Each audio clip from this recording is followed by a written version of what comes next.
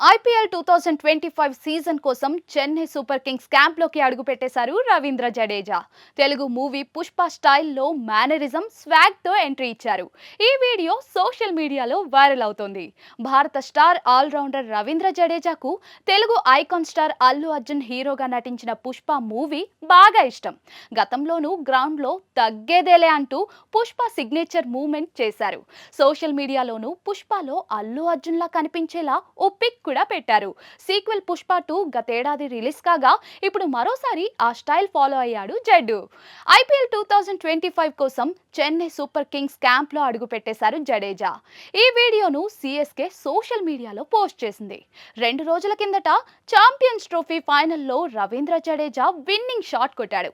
Bharat title ని కూడా సొంతం చేసుకుంది.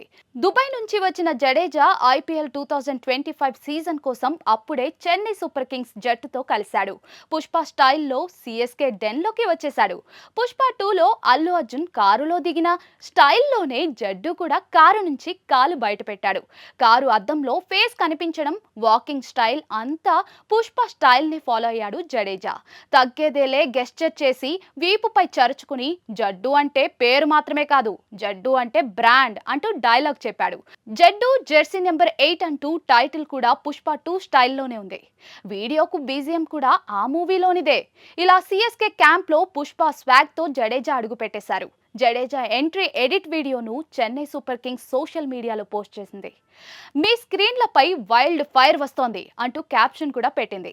ఈ వీడియో విపరీతంగా వైరల్ అవుతోంది. పుష్ప స్వాగ్ ను జడ్డు పర్ఫెక్ట్ గా చేశాడని నెటిజన్లు అంటూ ఉన్నారు. పుష్ప క్రేజ్ ఏమాత్రం తగ్గలేదని అల్లు అర్జున్ ఫ్యాన్స్ ఖుషి అయిపోతున్నారు. ఐపీఎల్ 2025 సీజన్ మార్చ్ 22వ తేదీ నుంచి మే 25వ తేదీ వరకు జరగనుంది. మార్చ్ 23న ముంబై ఇండియన్స్ జట్టుతో సిఎస్కే ఈ సీజన్లో తన తొలి మ్యాచ్ ఆడనుంది. ఛాంపియన్స్ ట్రోఫీ గెలిచాక భారత వన్డే జట్టుకు రవీంద్ర జడేజా రిటైర్మెంట్ ఇస్తాడనే రూమర్లు వచ్చాయి. వాటిని జడేజా కొట్టిపారేశారు. అనవసరమైన రూమర్లు వద్దంటూ ఇన్స్టాగ్రామ్ లో పోస్ట్ కూడా పెట్టారు. తాను వన్డేల నుంచి ఇప్పుడు రిటైర్ కావడం లేదని చెప్పేశారు.